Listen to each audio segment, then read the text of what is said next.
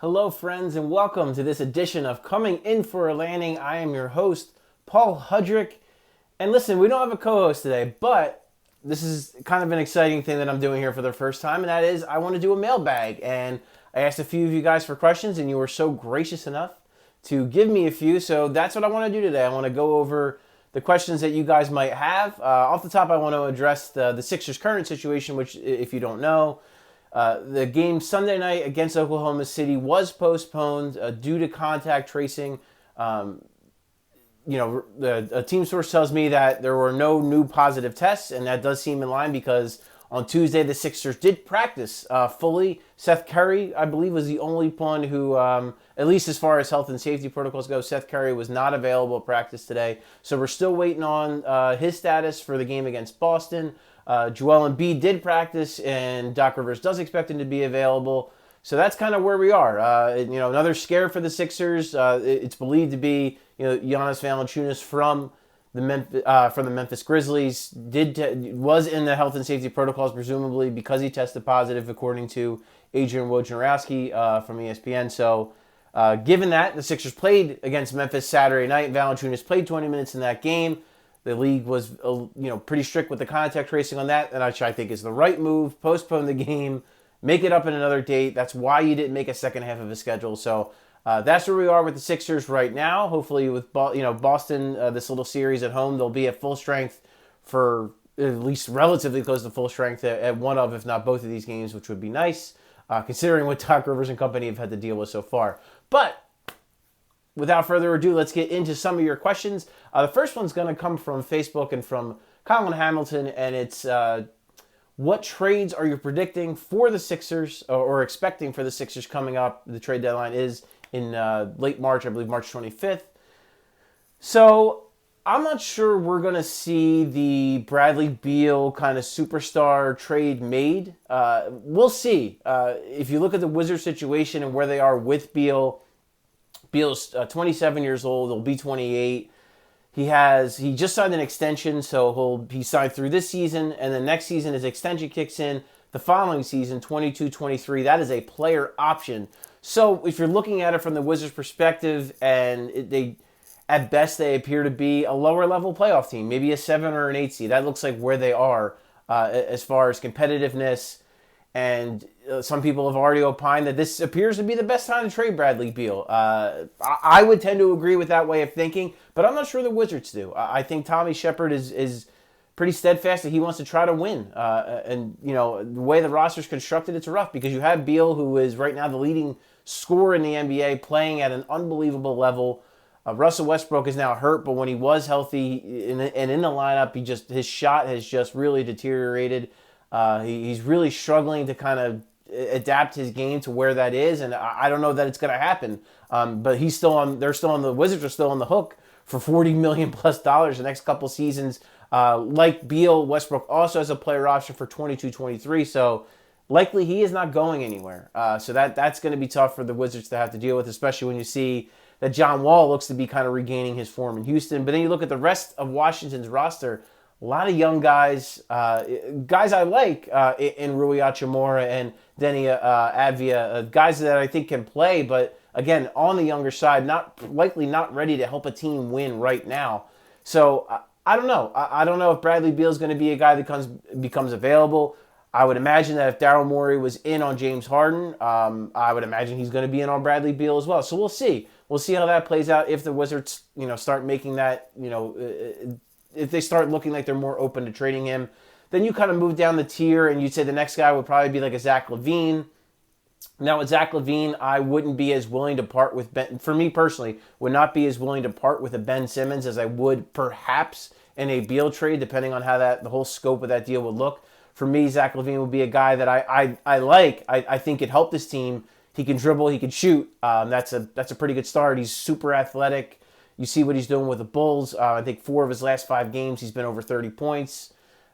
Sure, I mean, he could help this team, but would I do it for Ben Simmons? No, I personally would not. I would prefer to hold on to Ben Simmons. There might be a package that maybe you could arrange with some picks that might work for Chicago. But then that's the other thing is I don't know where Chicago is. We don't know where Washington is with Beal. We don't really know where Chicago is with LaVine? Do they view clearly publicly? Everyone said the right things. They view him as a part of their future. Zach LaVine says, he's tired of losing, but he hasn't demanded a trade or anything like that. So that's it. On the surface, it appears they value LaVine, aren't looking to move him, but how they feel about him behind closed doors, and if they view him again as a centerpiece, maybe they do, or maybe they view it as, hey, maybe we can get some good young pieces for him to company with Kobe White and Wendell Carter Jr. and Patrick Williams, their first round pick this year. So maybe that's how they view him. I don't know. We'll see. Then again, with the Sixers just tying this all together, maybe it's on the margins. Maybe they just make the team better that way. Maybe they pry PJ Tucker out of Houston and upgrade that backup 4 spot. Maybe they sniff around again at Patty Mills like they did in the offseason. He would seem to be kind of an ideal addition. But then again, what are you giving up in those trades? For a lesser player, for a guy that's like a 1-year rental, I'm way less inclined to give up a Tyrese Maxey type. So, so I think it's all on the table. I think Daryl Morey is a guy that we know is not going to sit still. He's going to do something. He's going to look at every way to improve this roster, which I think every good executive should do. I don't quite expect the bigger trade to happen, but I think something on the margins. And look, when I say on the margins, that doesn't mean it wouldn't represent a big upgrade and wouldn't possibly, up their standing in the Eastern Conference. But as of now, that's the more trades I see. We'll see as it gets closer to March and see where the team is and where the market is, but that's what I expect right now. All right, moving on to my buddy Chris McCouch on Facebook. Asks, why is Ben Simmons so goddamn frustrating? And it's a legitimate question that I think a lot of Sixers fans have, and I get it. His unwillingness to shoot the basketball, his propensity to kind of get into the lane without a plan and then pick up his dribble, turn, and blindly throw passes. And sometimes that leads to spectacular plays. Sometimes, more often than not, I feel like it leads to kind of disastrous plays and turnovers. And that's that. And especially when you're the way he does it and you're going towards the backcourt, you're basically asking for a fast break going the other way. You saw it the first half in Memphis was really brutal with that. And so, listen, I understand the frustration, but I would say this.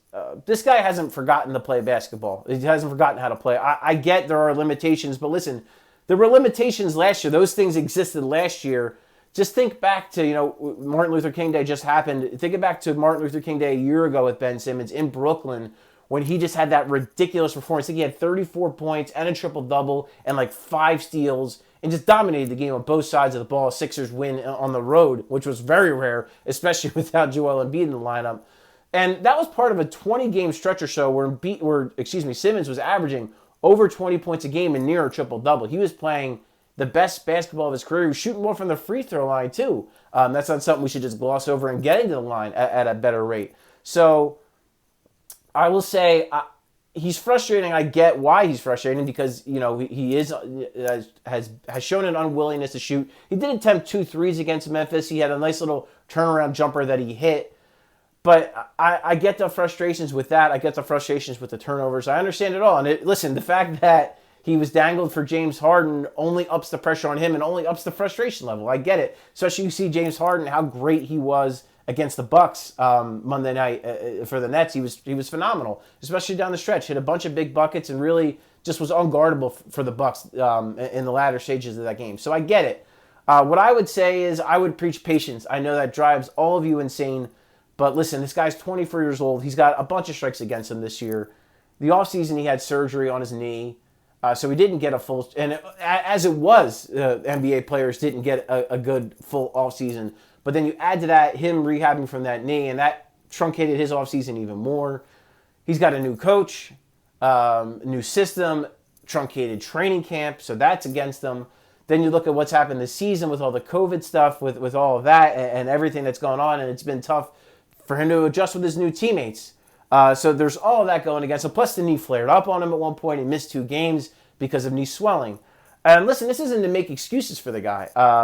This is just the reality of what we're dealing with. Does he need to play better? Yes. He needs to play better offensively. He needs to cut down on the turnovers. He needs to be willing to take shots in general from different spots on the floor. He just needs to be willing to shoot the basketball more. I agree with that. But I would say, Let's be a little patient. Let's see what Doc Rivers and Sam Cassell can do with them. Let's also not forget that when this starting lineup is intact, they are 7-0. That's just a fact. When Ben Simmons is playing with the other 4 starters, this is a 7-0 basketball team. Forget competition, forget all that. 7-0. So I want to see how it all comes together when they're at full strength. Once Doc has a little bit more time with these guys and has his hands on them. Again, Sam Cassell, I think, is going to be, and already has been, a huge influence on Ben Simmons, and I think that's going to continue to be the case. So let's see where we're at in a couple months. I totally understand the frustration, and I get it. He needs to play better, but let's give this a little bit of time. Let's let it play out. Let's let Doc Rivers and Sam Cassell do what they got to do and see if we can't see a little bit more improvement from Ben Simmons down the road. Moving on to Matt Gaston, who is a guy, my Australian friend, who is a big Ben Simmons fan for obvious reasons. But Matt has been following along, and I appreciate him very much, from Australia. So his question is also kind of revolving around Ben Simmons and what we've seen so far. And he said, Ben Simmons and Joel Embiid are playing a lot more of their minutes together this season. Do you think this has impacted Ben's scoring output? I think it's a fair point, Matt. It's not crazy to think that it has. That stretch that I alluded to during the last question, there was a good chunk of that was played without Joel Embiid. If you look at some of the advanced numbers, I know Ben Dietrich from The Ringer pointed out that if you look at Ben Simmons' splits on the court and off the court with Joel Embiid, you look at his advanced numbers, and they're pretty similar. So from that standpoint, the numbers are there to argue that he's been effective with Joel Embiid, as effective as he was without him. But I will say that I think it's all a factor. I think the way Joel Embiid is playing, and it's a good thing that Joel Embiid has improved. The way he's playing, though, out of the post and kind of playing that point center, point forward role and inviting those double teams and kind of passing out of them, I think that's affecting Ben Simmons to the fact that I don't know that he knows how to play with Joel Embiid like that, with this version of Joel Embiid and the way he's playing. And listen, with the way Joel Embiid's playing, it's got to run through him. You got to cater to him. So make it work around him. A lot of people don't they hear, Ben Simmons in the dunker spot, and it's like they take that as almost a slight, when I don't think it is. Other talented players play in the dunker spot. Giannis Antetokounmpo sometimes plays in a dunker spot. That doesn't mean it's not an indictment on Ben Simmons. It's playing to his strengths. He's not a willing shooter. So play him in that dunker spot where he can get offensive rebounds, where he can cut off Joel Embiid double teams, and he could do little things like that. I don't think it's a bad thing if he gets some time in that dunker spot, in that role, especially in the half court. Because look, Ben Simmons in transition, yes, you want him pushing the pace. The one thing I was disappointed with the Memphis, they didn't force a lot of turnovers in that game. Memphis really took care of the ball, and that's Memphis being smart and taking care of the ball, but that's also on the Sixers for not forcing more turnovers and getting Ben Simmons out of the break where he can be so dangerous. So just to get back, put a bow on it for you, Matt, I do think that's a factor, but I think it's all a factor. I think everything with Ben Simmons scoring and his shooting numbers being down, I think it's all a factor, whether it's Joel Embiid in his role and playing more minutes with him, whether it's Doc Rivers' system. I think it's all of it, and you need to see improvement in those areas. And again, I just want to preach patience one more time with Ben Simmons, and then with the pairing of those two. I get people are frustrated because it's been a few years, but these guys are both still really young, and it's a new offense and new teammates, and they're figuring some things out. So let's give that a little time. Let's see if that pairing can kind of progress together as this year goes on. So next we're going to go to Luke DeBoard. Luke is another guy who has followed along since the Sixers Talk days, and I really appreciate you, Luke, reaching out with your question. And his has to do with the rotation and just kind of how we see substitution patterns with Doc Rivers and how they differed greatly from Brett Brown. I mean, there's no mistaking that. So Luke asked, do you think it's because Doc is testing lineups, or do you see this as kind of being what it looks like from here on out, and what are kind of some of the advantages and disadvantages of that? So I'll say, Luke, that I think with Joel Embiid, you can expect this to kind of continue. With Brett Brown, what we saw was at a certain point in the first quarter, Brett Brown pulled Joel Embiid out of the game, and that was his collaboration with the sports science staff and putting together. I know there was a lot that went into it. I'll put it that way. It wasn't just Brett Brown on a whim arbitrarily choosing numbers. There was a lot that went into that with the sports science staff, with the athletic training staff, and then with Embiid himself, and just kind of figuring out the best way to, as Brett would put it, deliver him to the playoffs. Doc Rivers is obviously doing things a little bit differently, and I think there's good and bad to that. I think the main reason Brett Brown did it the way he did it was to keep Joel Embiid healthy throughout the season and to also have him fresh for the fourth quarter when they really needed him. I think with Doc Rivers, it's if Joel is going good, don't take him out because, let him get into that flow, let him feel the game a little bit and let him do that. So at times, there are going to be times where, maybe he doesn't have what he might have had in the past in the fourth quarter, but I think capitalizing on him being hot early can help you throughout the game. So I don't think there's a right or a wrong to this. I think every coach is going to be different. Every player is going to be different. So it's just going to look like that throughout the year. As far as the rotation goes, I asked Doc Rivers, where do you feel comfortable? Like, what is your number? And Brett Brown's number was 10. I want to have 10 guys in the rotation. I want guys to have roles. I want stuff to be figured out. Doc Rivers said, I will play 13, 14, or 15 guys. It is a great problem to have. If guys are playing well, I'm going to play them. So that's also a departure. And again, there is good and bad to that. With the Brett Brown method, you have guys kind of getting more comfortable with roles, especially with veteran players knowing where they stand and all that, and I get that. But then on Doc Rivers, in this Doc Rivers, the way he kind of employs it, it's creating more competition. You have a guy like Isaiah Joe now who is feeling good and feeling confident and showing, hey, if you put me in for stretches, I can hit shots and I can hold up on the defensive end. So if one of the rotation guys, quote unquote, struggles, I don't think Doc Rivers would hesitate to go to an Isaiah Joe and say, hey, I need a guy who can hit some shots and that can hold up on the other end. And I think Isaiah Joe understands that role. He for a rookie, for a 21-year-old rookie, I've been impressed with the way Joe kind of has processed things and the way he's kind of adjusted to the speed of the game. So when you see that, that's encouraging. And maybe that's a guy you want to give more minutes to. And you see like Maxey, like some nights, maybe Tyrese Maxey only plays 10 minutes because of the way it goes. But some nights maybe he's giving you a jolt and maybe that's 20, 25 minutes. So I don't think anything is set in stone, Luke. I think that this is going to be something that Doc is going to experiment with all season long. And, when it gets time to the playoffs, obviously he's going to tighten that rotation up. And, when we know more about what the roster is actually going to look like after the trade deadline.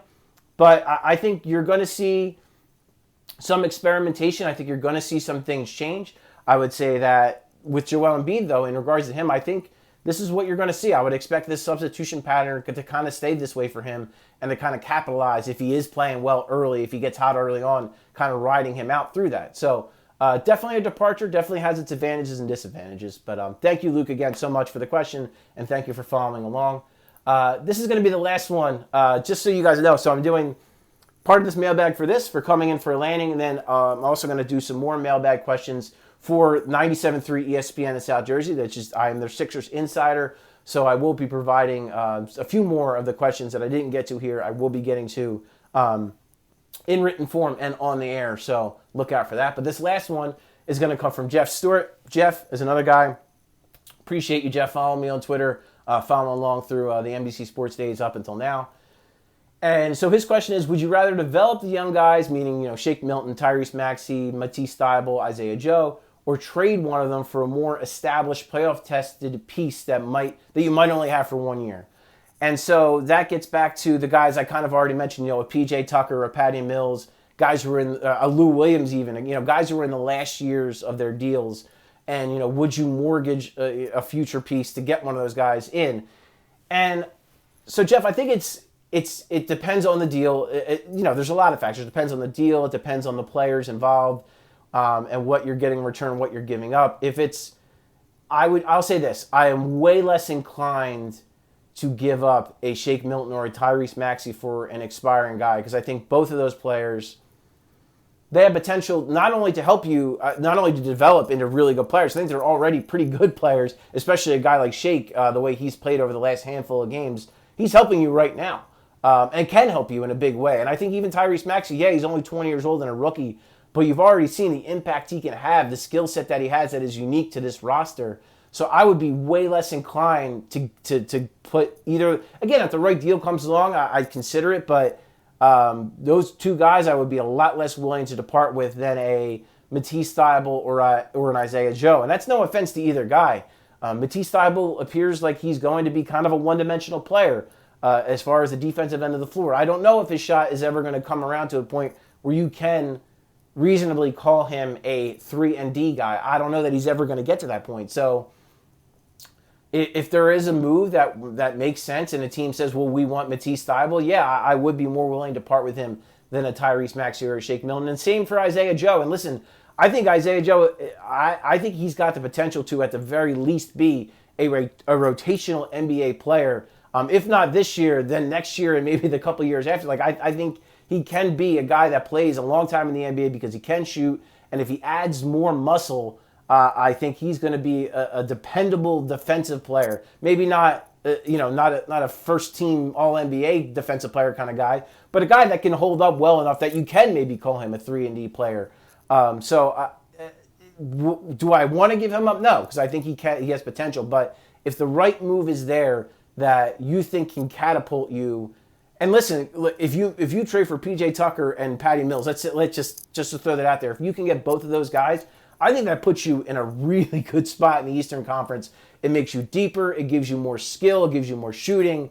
And with Tucker, just a guy who's just tough as nails and has won and knows how to win and just a winning basketball player. Same with Mills, a guy who's won multiple rings, a real leader, just a guy that everyone seems to like. I know Greg Popovich loves him, so I don't know how willing the Spurs are willing to even depart with a Patty Mills. But yeah, just again, Jeff, I would say I'm less inclined to give up on Maxey and Milton, but that's not to say I want to just throw Thybulle and Joe in any deal. If it's the right deal, I'm considering it, but it's going to depend on a lot of factors and where the Sixers are at that point. Quite frankly, if the Sixers are really rolling along and Maxey and those guys are playing really well, maybe I'm less likely to do that, and I want to see how this plays out, and I want to give those guys a chance.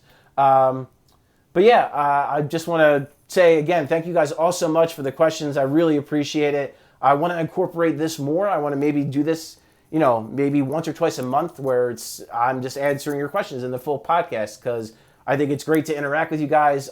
There's a lot of you that are just really smart fans that really know your stuff, and I want to help you guys with the access that I have to be able to answer maybe some of the questions you guys, can't answer because you don't talk to Doc Rivers on a daily basis. So yeah, so thank you guys again so much, and thank you for checking out the Coming In for a Landing podcast.